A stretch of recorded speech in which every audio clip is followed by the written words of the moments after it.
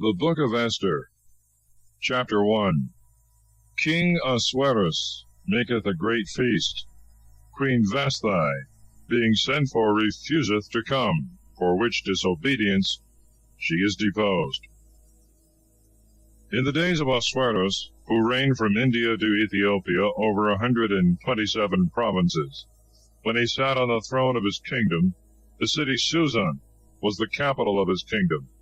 Now in the 3rd year of his reign he made a great feast for all the princes, and for his servants, for the most mighty of the Persians, and the nobles of the Medes, and the governors of the provinces in his sight, that he might show the riches of the glory of his kingdom, and the greatness and boasting of his power for a long time, to wit, for 180 days.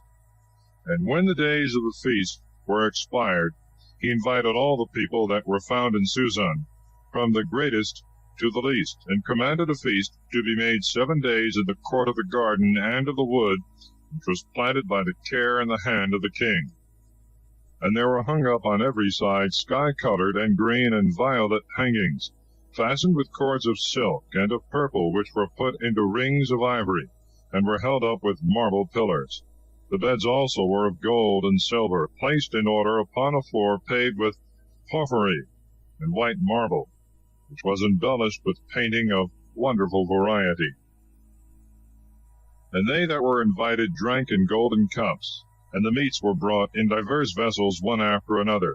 Wine also in abundance, and of the best was presented, as was worthy of a king's magnificence.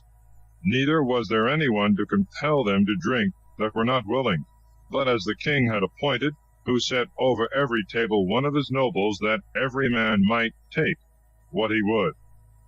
And Vashti, the queen, made a feast for the women in the palace, where King Ahasuerus was used to dwell. Now on the 7th day, when the king was merry, and after very much drinking was well warmed with wine, he commanded Malman, and Bazatha, and Harbona, and Bagatha, and Abgatha, and Zethar, and Carcas, 7 eunuchs that served in his presence, to bring in Queen Vashti before the king, with the crown set upon her head, to show her beauty to all the people and the princes, for she was exceedingly beautiful. But she refused, and would not come at the king's commandment, which he had signified to her by the eunuchs. Whereupon the king, being angry, and inflamed with a very great fury, asked the wise men, who, according to the custom of the kings, were always near his person, and all he did was by their counsel, who knew the laws and judgments of their forefathers. Now the chief and nearest him were Carcina, and Sethar, and Abmatha, and Tharsis, and Maris, and Marsana, and Marmucan, 7 princes of the Persians, and of the Medes, who saw the face of the king, and were used to sit first after him. What sentence ought to pass upon Vashti the queen, who had refused to obey the commandment of King Ahasuerus, which he had sent to her by the eunuchs? And Marmucan answered in the hearing of the king and the princes, Queen Vashti hath not only injured the king, but also all the people and princes that are in all the provinces of King Ahasuerus. For this deed of the queen will go abroad to all women, so that they will despise their husbands, and will say, King Ahasuerus commanded that Queen Vashti should come in to him, and she would not. By this example all the wives of the princes of the Persians and the Medes will slight the commandments of their husbands. Wherefore the king's indignation is just. If it please thee, let an edict go out from thy presence. Let it be written according to the law of the Persians and of the Medes, which must not be altered. Vashti come in no more to the king, but another, that is better than her, be made queen in her place. And let this be published through all the provinces of thy empire, which is very wide, and let all wives, as well as the greater as of the lesser, give honor to their husbands. His counsel pleased the king and the princes, and the king did according to the counsel of Marmucan. And he sent letters to all the provinces of his kingdom, as every nation could hear and read, in divers languages and characters, that the husbands should be rulers and masters in their houses. This should be published to every people. Chapter 2. Esther is advanced to be queen. Mordecai detecteth a plot against the king. After this, when the wrath of King Ahasuerus was appeased, he remembered Vashti, and what she had done, and what she had suffered. And the king's servants and his officers said, Let young women be sought for the king, virgins and beautiful, and let some persons be sent through all the provinces to look for beautiful maidens and virgins. And let them bring them to the city of Susan, and put them into the house of the women under the hand of Aegeus the eunuch, who was the overseer and keeper of the king's women. And let them receive women's ornaments, and other things necessary for their use. And whosoever among them all shall please the king's eyes, let her be queen instead of Vashti. The word pleased the king, and he commanded it should be done as they had suggested. There was a man in the city of Susan, a Jew named Mordecai, the son of Jair, the son of Semai, the son of Cis, of the race of Gemini, who had been carried away from Jerusalem at the time that Nebuchadnezzar, king of Babylon, carried away Jeconias, king of Judah. And he had brought up his brother's daughter Adissa, who by another name was called Esther. Now she had lost both her parents, and was exceeding fair and beautiful. And her father and mother being dead, Mordecai adopted her for his daughter. And when the king's ordinance was noised abroad, and according to his commandment many beautiful virgins were brought to Susan, and were delivered to Aegeus the eunuch, Esther also among the rest of the maidens was delivered to him, to be kept in the number of the women. And she pleased him, and found favor in his sight. And he commanded the eunuch to hasten the women's ornaments, and to deliver to her her part, and 7 of the most beautiful maidens of the king's house, and to adorn and deck out both her and her waiting maids. And she would not tell him her people, nor her country, for Mordecai had charged her to say nothing at all of that. And he walked every day before the court of the house, in which the chosen virgins were kept, having a care for Esther's welfare, and desiring to know what would befall her. Now when every virgin's turn came to go into the king, after all had been done for setting them off to advantage, it was the 12th month, so that for 6 months they were anointed with oil of myrrh, and for other 6 months they used certain perfumes and sweet spices. When they were going in to the king, whatsoever they asked to adorn themselves they received, and being decked out as it pleased them, they passed from the chamber of the women to the king's chamber. She that went in at evening came out in the morning, and from thence she was conducted to the second house, that was under the hand of Susagaz the eunuch, who had the charge over the king's concubines. Neither could she return any more to the king unless the king desired it, and had ordered her by name to come. And as the time came orderly about, the day was at hand when Esther, the daughter of Abihail, the brother of Mordecai, whom he had adopted for his daughter, was to go in to the king. But she sought not women's ornaments, but whatsoever Aegeus, the eunuch, the keeper of the virgins, had a mind, he gave her to adorn her. She was exceeding fair, and her incredible beauty made her appear agreeable and amiable in the eyes of all. So she was brought to the chamber of King Ahasuerus the 10th month, which is called Tebeth, in the 7th year of his reign. And the king loved her more than all the women, and she had favor and kindness before him above all the women. And he set the royal crown on her head, and made her queen instead of Vashti. And he commanded a magnificent feast to be prepared for all the princes, and for his servants, for the marriage and wedding of Esther. He gave rest to all the provinces, and bestowed gifts according to princely magnificence. When the virgins were sought the second time and gathered together, Mordecai stayed at the king's gate. Neither had Esther as yet declared her country and people according to his commandment. For whatsoever he commanded, Esther observed, and she did all things in the same manner as she was wont at that time, when he brought her up a little one. At that time, therefore, when Mordecai abode at the king's gate, Bagathan and Thares, two of the king's eunuchs, who were porters and presided in the first entry of the palace, were angry. They designed to rise up against the king and to kill him. And Mordecai had notice of it, and immediately told it to Queen Esther, and she to the king in Mordecai's name, who had reported the thing unto her. It was inquired into and found out, and they were both hanged on a gibbet. And it was put in the histories and recorded in the chronicles before the king. Chapter 3. Haman, advanced by the king, is offended at Mordecai, therefore procureth the king's decree to destroy the whole nation of the Jews. After these things, King Ahasuerus advanced Haman, the son of Hammedatha, who was of the race of Agag, and he set his throne above all the princes that were with him.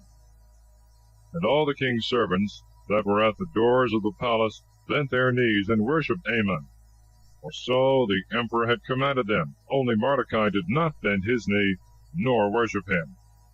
The king's servants that were chief at the doors of the palace said to him, Why dost thou alone not observe the king's commandment? When they were saying this often, and he would not hearken to them, they told Haman, desirous to know whether he would continue in his resolution, for he had told them that he was a Jew.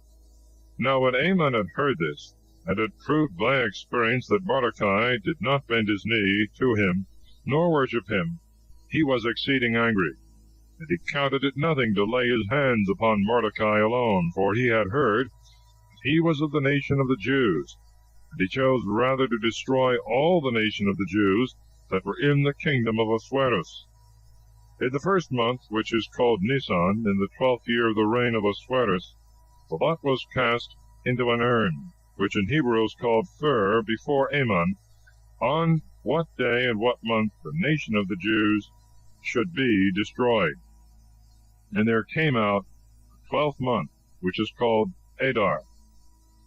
And Haman said to King Ahasuerus, There is a people scattered through all the provinces of thy kingdom, and separated one from another, that use new laws and ceremonies, and moreover despise the king's ordinances. Thou knowest very well that it is not expedient for thy kingdom they should grow insolent by impunity.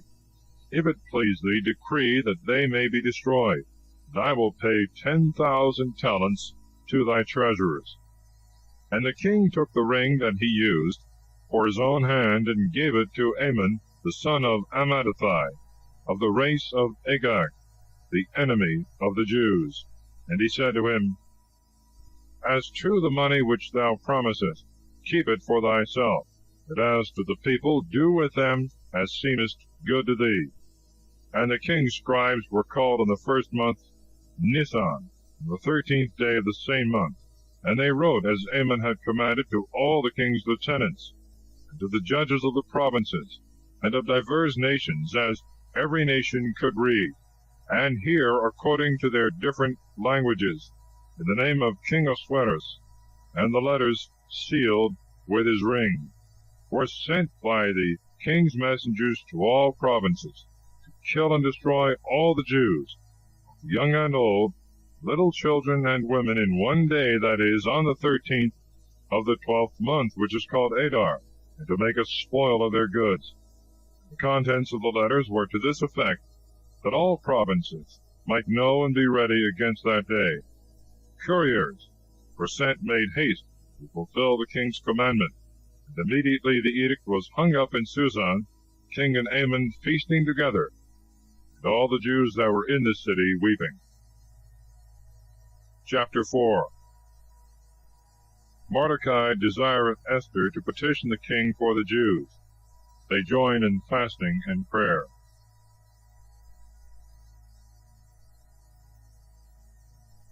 Now when Mordecai had heard these things, he rent his garments, and put on sackcloth, strewing ashes on his head.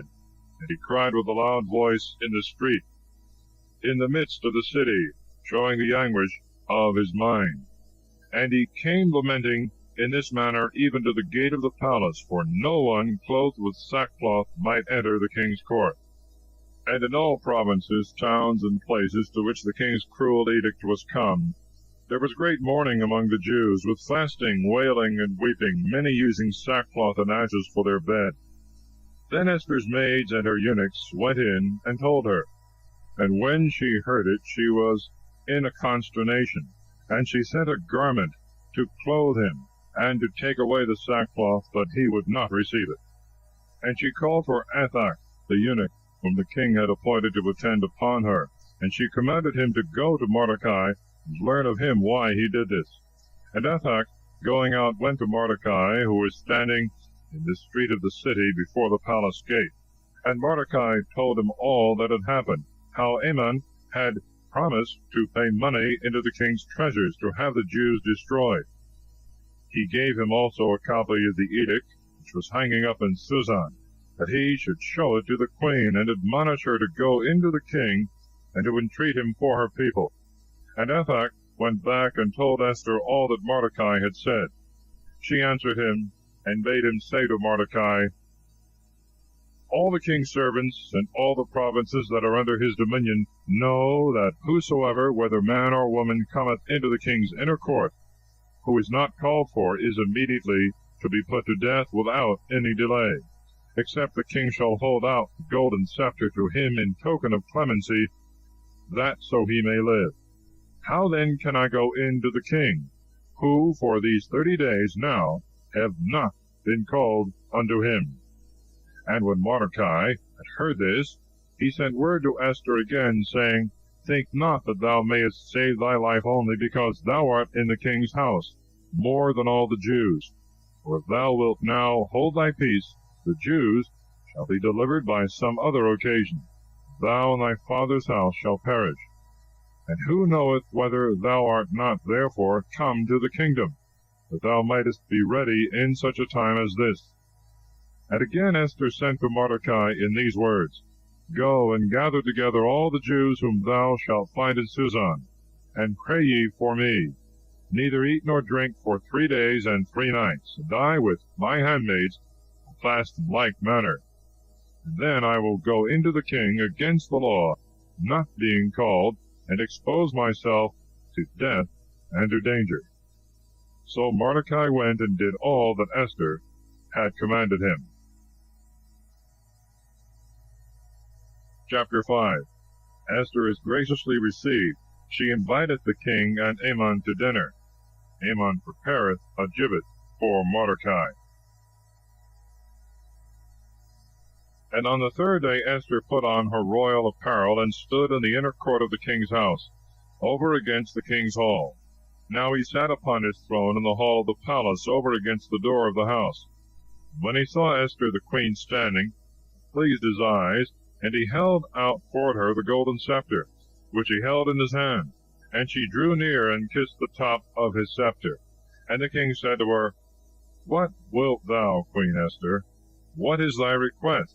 If thou shouldst even ask 1/2 of the kingdom, it shall be given to thee. But she answered, If it please the king, I beseech thee to come to me this day, and Haman with thee, to the banquet which I have prepared. The king said forthwith, Call ye Haman quickly, that he may obey Esther's will. So the king and Haman came to the banquet which the queen had prepared for them. And the king said to her, after he had drunk wine plentifully, What dost thou desire should be given thee? And for what thing askest thou? Although thou shouldst ask the half of my kingdom, thou shalt have it. And Esther answered, My petition and request is this. If I have found favor in the king's sight, and if it please the king to give me what I ask, and to fulfill my petition, let the king and Haman come to the banquet which I have prepared them, and tomorrow I will open my mind to the king. So Haman went out that day joyful and merry. And when he saw Mordecai sitting before the gate of the palace, and that he not only did not rise up to honor him, but did not so much as move from the place where he sat, he was exceedingly angry. But dissembling his anger, and returning into his house, he called together to him his friends, and Zeresh his wife. And he declared to them the greatness of his riches, and the multitude of his children, and with how great glory the king had advanced him above all his princes and servants. And after this he said, Queen Esther also hath invited no other to the banquet with the king but me. With her I am also to dine tomorrow with the king. Whereas I have all these things, I think I have nothing, so long as I see Mordecai the Jew sitting before the king's gate. Then Zeres his wife and the rest of his friends answered him, Order a great beam to be prepared, 50 cubits high. In the morning speak to the king that Mordecai may be hanged upon it, and so thou shalt go full of joy with the king to the banquet. Counsel pleased him. He commanded a high gibbet to be prepared. Chapter 6. The king, hearing of the good service done him by Mordecai, commanded Haman to honor him next to the king, which he performeth. That night the king passed without sleep, and he commanded the histories and chronicles of former times to be brought him. When they were reading them before him, they came to that place where it was written how Mordecai had discovered the treason of Baggathan and Thares the eunuchs, who sought to kill King Ahasuerus. And when the king heard this, he said, What honor and reward hath Mordecai received for this fidelity? His servants and ministers said to him, He hath received no reward at all. And the king said immediately, Who is in the court? For Haman was coming into the inner court of the king's house to speak to the king, that he might order Mordecai to be hanged upon the gibbet which was prepared for him. The servants answered, Haman standeth in the court. And the king said, Let him come in. And when he was come in, he said to him, What ought to be done to the man whom the king is desirous to honor? But Haman, thinking in his heart, and supposing that the king would honor no other but himself, answered, The man whom the king desireth to honor ought to be clothed with the king's apparel, and to be set upon the horse that the king rideth upon, and to have the royal crown upon his head. And let the first of the king's princes and nobles hold his horse, and going through the street of the city proclaim before him, and say, Thus shall he be honored, whom the king hath a mind to honor. The king said to him, Make haste, and take the robe and the horse, do as thou hast spoken to Mordecai the Jew, who sitteth before the gates of the palace. Beware thou pass over any of those things which thou hast spoken. So Haman took the robe and the horse, and arraying Mordecai in the street of the city, setting him on the horse, went before him, and proclaimed, This honor is he worthy of whom the king hath a mind to honor.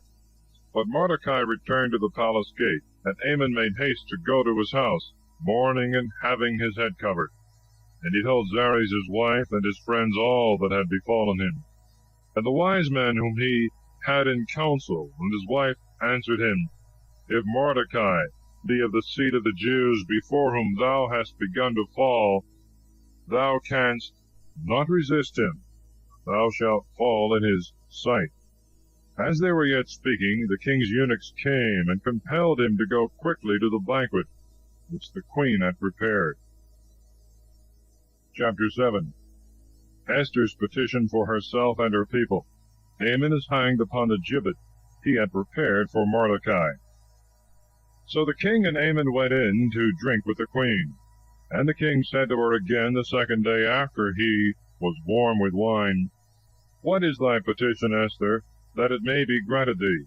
And what wilt thou have done, although thou ask the half of my kingdom? Thou shalt have it. Then she answered, If I have found favor in thy sight, O king, and if it please thee, give me my life for which I asked, my people for which I request. We are given up, I and my people, to be destroyed, to be slain, and to perish. And would God we were sold for bondmen and bondwomen, the evil might be borne with, and I would have mourned in silence. Now we have an enemy, whose cruelty redoundeth upon the king. And King Ahasuerus answered and said, Who is this, and of what power, that he should do these things? And Esther said, It is this Haman, that is our adversary, and most wicked enemy.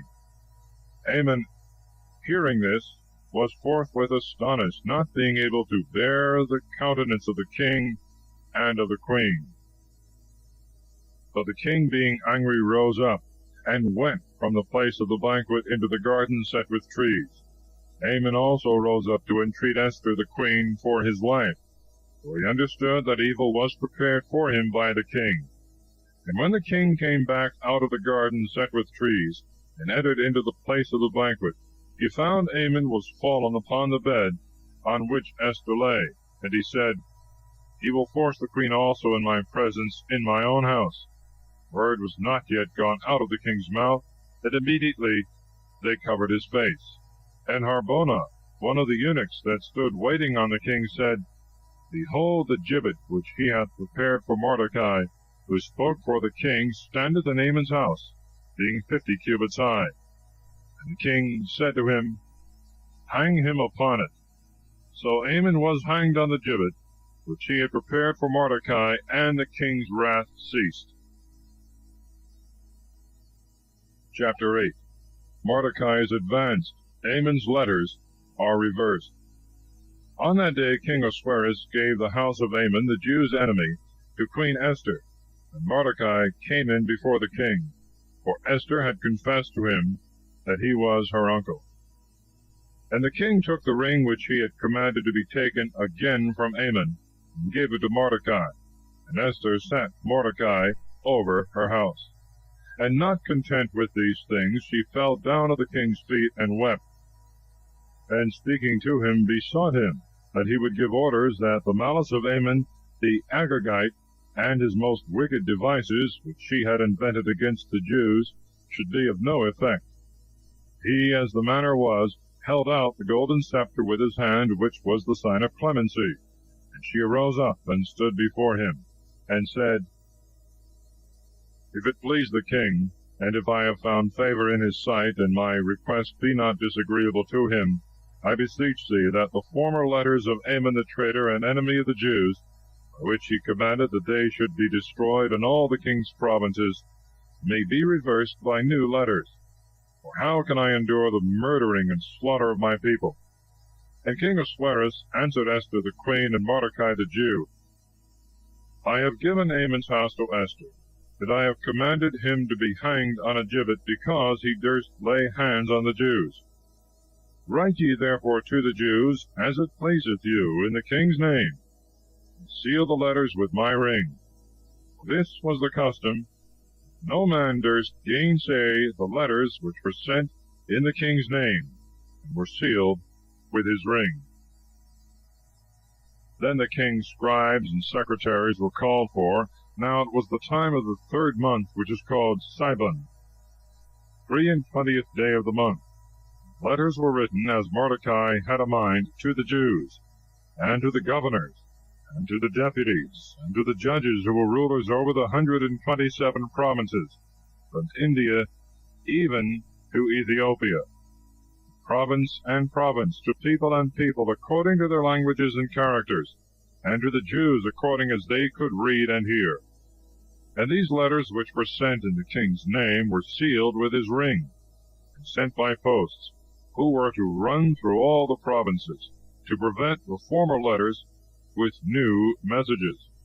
The king gave orders to them to speak to the Jews in every city, and to command them to gather themselves together, to stand for their lives, and to kill and destroy all their enemies, with their wives and children and all their houses, and to take their spoil.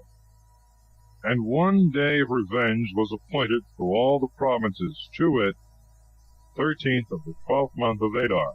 And this was the content of the letter, that should be notified on all lands and peoples that were subject to the empire of King Ahasuerus, that the Jews were ready to be revenged of their enemies. So the swift posts went out carrying the messages, and the king's edict was hung up in Susan. And Mordecai, going forth out of the palace and from the king's presence, shone in royal apparel, to wit, of violet and sky color, wearing a golden crown on his head, clothed with a cloak of silk and purple. And all the city rejoiced and was glad. But to the Jews a new light seemed to rise, joy, honor, and dancing. And in all peoples, cities, and provinces, whithersoever the king's commandments came, there was wonderful rejoicing, feasts and banquets, and keeping holy day, insomuch that many of other nations and religion joined themselves to their worship and ceremonies. For a great dread of the name of the Jews had fallen upon all. Chapter 9. The Jews kill their enemies that would have killed them. Days of Purim are appointed to be kept holy. So on the 13th day of the 12th month, which, as we said above, is called Adar, when all the Jews were designed to be massacred, and their enemies were greedy after their blood, the case being altered, the Jews began to have the upper hand, and to revenge themselves of their adversaries. And they gathered themselves together in every city and town and place, to lay their hands on their enemies and their persecutors. And no one durst withstand them, for the fear of their power had gone through every people. And the judges of the provinces, and the governors and lieutenants, and every one in dignity, that presided over every place and work, extolled the Jews for fear of Mordecai. For they knew him to be prince of the palace, and to have great power. The fame of his name increased daily, and was spread abroad through all men's mouths. So the Jews made a great slaughter of their enemies, and killed them, repaying according to what they had prepared to do to them, insomuch that even in Susan they killed 500 men, besides the 10 sons of Ammon the Agagite, the enemy of the Jews, whose names are these: Parsandatha, and Delphon, and Espatha, and Paratha, and Adelia, and Aridatha, and Permesta, and Arasai, and Aradai, and Jezatha. When they had slain them, they would not touch the spoils of their goods. Presently the number of them that were killed in Susan was brought to the king. And he said to the queen, The Jews have killed 500 men in the city of Susan, besides 10 sons of Ammon. How many dost thou think they have slain in all the provinces? What askest thou more? What wilt thou have me to command to be done? And she answered, If it please the king, let it be granted to the Jews to do tomorrow in Susan as they have done today, and that the 10 sons of Ammon may be hanged upon gibbets. And the king commanded that it should be so done. Forthwith the edict was hung up in Susan, and the 10 sons of Ammon were hanged. And on the 14th day of the month Adar, the Jews gathered themselves together, and they killed in Susan 300 men, but they took not their substance. Moreover, through all the provinces which were subject to the king's dominion, the Jews stood for their lives, and slew their enemies and persecutors, insomuch that the number of them that were killed amounted to 75,000, and no man took any of their goods. Now the 13th day of the month Adar was the first day with them all of the slaughter, and on the 14th day they left off, which they ordained to be kept holy day, so that all times hereafter they should celebrate it with feasting, joy, and banquets. But they that were killing in the city of Susan were employed in the slaughter on the 13th and 14th day of the same month, and on the 15th day they rested. Therefore they appointed that day to be a holy day of feasting and gladness. But those Jews that dwelt in towns not walled and in villages appointed the 14th day of the month Adar for banquets and gladness, so as to rejoice on that day, and send one another portions of their banquets and meats. And Mordecai wrote all these things, and sent them comprised in letters to the Jews that abode in all the king's provinces, both those that lay near and those afar off. They should receive the 14th and 15th day of the month Adar for holy days, and always, at the turn of the year, should celebrate them with solemn honor. Because on those days the Jews revenged themselves on their enemies, and their mourning and sorrow were turned into mirth and joy, and that these should be days of feasting and gladness, in which they should send one to another portions of meats, and should give gifts to the poor. And the Jews undertook to observe with solemnity all they had begun to do at that time, which Mordecai by letters had commanded to be done. For Amon the son of Amadattai, of the race of Agag, the enemy and adversary of the Jews, had devised evil against them to kill them and destroy them, and had cast fur, that is, the lot. And afterwards Esther went in to the king, beseeching him that his endeavors might be made void by the king's letters. The evil that he had intended against the Jews might return upon his own head. And so both he and his sons were hanged upon gibbets. And since that time, these days are called Furim, that is, of lots, because fur, that is, the lot, was cast into the urn. And all things that were done are contained in the volume of this epistle, that is, of this book.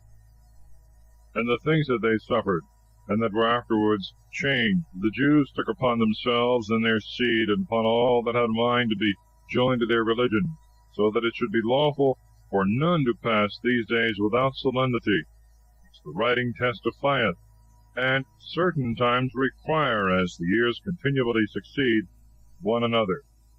These are the days which shall never be forgot, which all provinces in the whole world shall celebrate throughout all generations. Neither is there any city wherein the days of Furim, that is, of lots, must not be observed by the Jews, by their posterity which is bound to these ceremonies. And Esther the queen, the daughter of Abihail, and Mordecai the Jew, wrote also a second epistle, that with all diligence this day should be established a festival for the time to come. And they sent to all the Jews that were in the 127 provinces of King Ahasuerus, that they should have peace and receive truth, and observe the days of lots, and celebrate them with joy in their proper time, as Mordecai and Esther had appointed. They undertook them to be observed by themselves and by their seed, fasts and cries, and the days of lots, and all things which are contained in the history of this book, which is called Esther. Chapter 10. Ahasuerus' greatness, Mordecai's dignity. And King Ahasuerus made all the land and all the islands of the sea tributary, and his strength and his empire and the dignity and greatness wherewith he exalted Mordecai are written in the books of the Medes and of the Persians, and how Mordecai of the race of the Jews was next after King Ahasuerus, and great among the Jews, and acceptable to the people of his brethren, seeking the good of his people, and speaking those things which were for the welfare of his seed. Then Mordecai said, God hath done these things. I remember a dream that I saw, which signified these same things. Nothing thereof hath failed. Little fountain which grew into a river, was turned into a light, and into the sun, and abounded into many waters, is Esther, whom the king married and made queen. But the two dragons are I and Ammon. The nations that were assembled are they that endeavored to destroy the name of the Jews. My nation is Israel. Cry to the Lord. The Lord saved his people. He delivered us from all evils, and hath wrought great signs and wonders among the nations. And he commanded that there should be two lots, one of the people of God, and the other of all the nations. Both lots came to the day appointed already from that time before God to all nations. And the Lord remembered his people, and had mercy on his inheritance. These days shall be observed in the month of Adar, on the 14th and 15th day of the same month, with all diligence, and joy of the people gathered into one assembly, throughout all the generations hereafter of the people of Israel. Chapter 11. The dream of Mordecai, which in the ancient Greek and Latin Bibles was in the beginning of the book, but was detached by Saint Jerome and put in this place. In the 4th year of the reign of Ptolemy and Cleopatra, Dositheus, who said he was a priest, and of the Levitical race, and Ptolemy his son, brought this epistle of Furim, which they said Lysimachus, the son of Ptolemy, had interpreted in Jerusalem. The 2nd year of the reign of Artaxerxes the Great, the 1st day of the month Nisan, Mordecai, the son of Jair, son of Semai, son of Cis, the tribe of Benjamin, a Jew who dwelt in the city of Susan, a great man, and among the first of the king's court, had a dream. Now he was of the number of the captives whom Nebuchadnezzar, king of Babylon, had carried away from Jerusalem with Jeconias, king of Judah. And this was his dream. Behold, there were voices and tumults, and thunders, and earthquakes, and a disturbance upon the earth. And behold, two great dragons came forth ready to fight one against another. And at their cry all nations were stirred up to fight against the nation of the just. That was a day of darkness and danger, of tribulation and distress, and great fear upon the earth. And the nation of the just was troubled, fearing their own evils, and was prepared for death. And they cried to God, and as they were crying, a little fountain grew into a very great river, and about it into many waters. The light and the sun rose up, and the humble were exalted, and they devoured the glorious. And when Mordecai had seen this, and arose out of his bed, he was thinking what God would do, and he kept it fixed in his mind, desirous to know what the dream should signify. Chapter 12. Mordecai detects the conspiracy of the two eunuchs. And he abode at that time in the king's court with Bagatha and Thara, the king's eunuchs, who were porters of the palace. When he understood their designs, and had diligently searched into their projects, he learned that they went about to lay violent hands on King Artaxerxes, and he told the king thereof. Then the king had them both examined, and after they had confessed, commanded them to be put to death. And the king made a record of what was done, and Mordecai also committed the memory of the thing to writing. The king commanded him to abide in the court of the palace, and gave him presents for the information. But Amon, the son of Amadathiah the Thorgite, was in great honor with the king, and sought to hurt Mordecai and his people, because of the two eunuchs of the king who were put to death. Chapter 13. A copy of a letter sent by Amon to destroy the Jews, Mordecai's prayer for the people. And this was the copy of the letter. Artaxerxes, the great king, who reigneth from India to Ethiopia, to the princes and governors of the 127 provinces that are subject to his empire, greeting. Whereas I reigned over many nations, and had brought all the world under my dominion, I was not willing to abuse the greatness of my power, but to govern my subjects with clemency and lenity. They might live quietly without any terror, and might enjoy peace, which is desired by all men. When I asked my counselors how this might be accomplished, one that excelled the rest in wisdom and fidelity, and was second after the king, Amon by name, told me that there was a people scattered through the whole world, which used new laws, and acted against the customs of all nations, despised the commandments of kings, and violated by their opposition the concord of all nations. Wherefore, having learned this, seeing one nation in opposition to all mankind, using perverse laws, and going against our commandments, and disturbing the peace and concord of the provinces subject to us, we have commanded that all whom Amon shall mark out, who is chief over all the provinces, and second after the king, and whom we honor as a father, shall be utterly destroyed by their enemies, their wives and children, that none shall have pity on them, on the 14th day of the 12th month Adar of this present year. That these wicked men going down to hell in one day may restore to our empire peace which they had disturbed.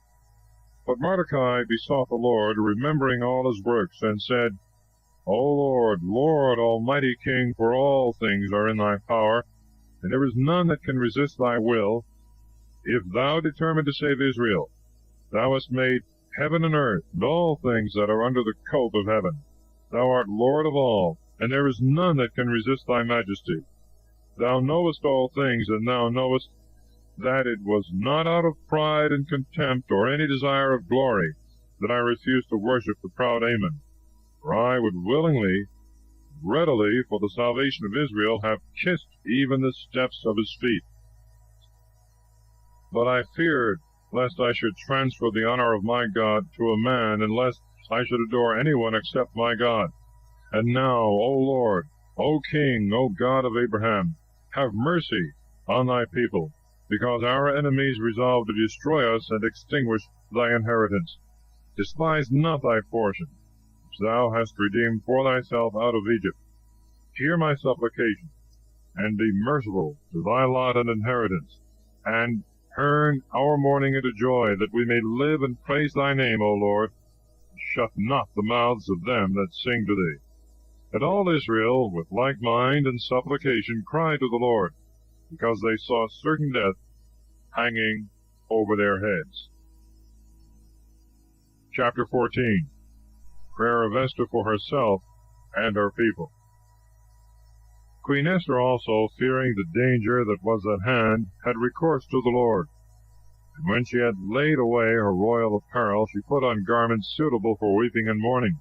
Instead of divers precious ointments, covered her head with ashes and dung. And she humbled her body with fast, and all the places in which before she was accustomed to rejoice, she filled with her torn hair.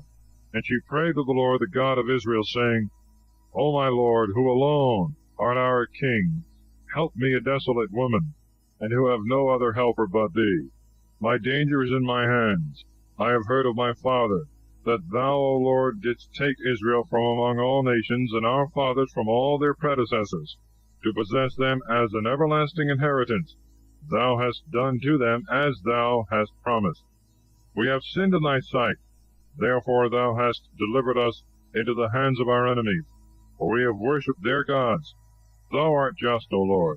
And now they are not content to oppress us with most hard bondage, but attributing the strength of their hands to the power of their idols, design to change thy promises, and destroy thy inheritance, and shut the mouths of them that praise thee, and extinguish the glory of thy temple and altar. They may open the mouths of Gentiles, and praise the strength of idols, and magnify forever a carnal king. Give not, O Lord, thy scepter to them that are not, lest they laugh at our ruin. Turn their counsel upon themselves, and destroy him that hath begun to rage against us. Remember, O Lord, and show thyself to us in the time of our tribulation.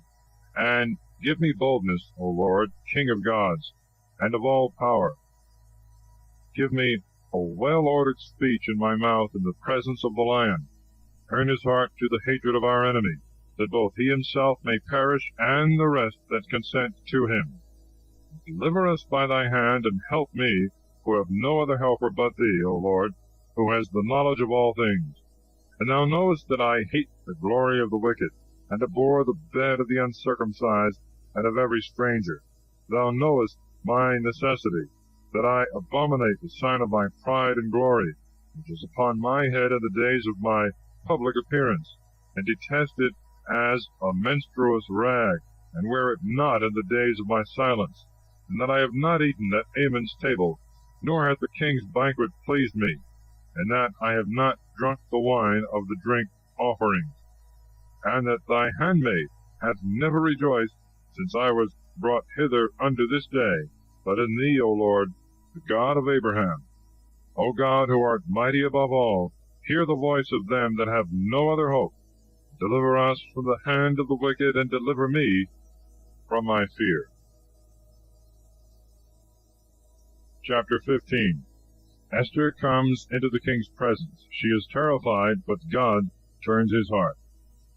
And he commanded her, no doubt, but he was Mordecai, to go to the king, and petition for her people and for her country. Remember, said he, the days of thy low estate, how thou wast brought up by my hand, because Amon the second after the king hath spoken against us unto death. And do thou call upon the Lord, and speak to the king for us, and deliver us from death. And on the third day she laid away the garments she wore, and put on her glorious apparel. And glittering in royal robes, after she had called upon God the ruler and Savior of all, she took 2 maids with her, and upon one of them she leaned, as if for delicateness and overmuch tenderness she were not able to bear up her own body. And the other maid followed her lady, bearing up her train flowing on the ground. But she, with a rosy color in her face, and with gracious and bright eyes, hid a mind full of anguish and exceeding great fear. So going in, she passed through all the doors in order, and stood before the king, where he sat upon his royal throne, clothed with his royal robes, and glittering with gold and precious stones. He was terrible to behold. When he had lifted up his countenance, with burning eyes that shone the wrath of his heart, the queen sunk down, and her color turned pale, and she rested her weary head upon her handmaid. And God changed the king's spirit into mildness, and all in haste and in fear he leaped from his throne, and holding her up in his arms till she came to herself, caressed her with these words, "What is the matter, Esther? I am thy brother, fear not. Thou shalt not die, for this law is not made for thee, but for all others. Come near then, and touch the scepter." And as she held her peace, he took the golden scepter, and laid it upon her neck, and kissed her, and said, "Why dost thou not speak to me?" She answered, "I saw thee, my lord, as an angel of God, and my heart was troubled for fear of thy majesty. For thou, my lord, art very admirable, and thy face is full of graces." And while she was speaking, she fell down again, and was almost in a swoon. But the king was troubled, and all his servants comforted her. Chapter 16. A copy of the king's letter in favor of the Jews. The great king Artaxerxes, from India to Ethiopia, to the governors and princes of 127 provinces, which obey our command, sendeth greeting. Many have abused unto pride the goodness of princes, and the honor that hath been bestowed upon them, and not only endeavor to oppress the king's subjects, but, not bearing the glory that is given them, take in hand to practice also against them that gave it. Neither are they content not to return thanks for benefits received, and to violate in themselves the laws of humanity. They think they can also escape the justice of God, who seeth all things. And they break out into so great madness as to endeavor to undermine by lies such as observe diligently the offices committed to them, and do all things in such manner as to be worthy of all men's praise, while with crafty fraud they deceive the ears of princes that are well-meaning, and judge of others by their own nature.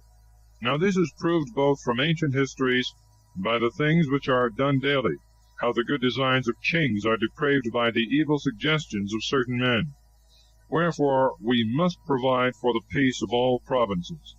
Neither must you think, if we command different things, that it cometh of the levity of our mind, but that we give sentence according to the quality and necessity of times, as the profit of the commonwealth requireth.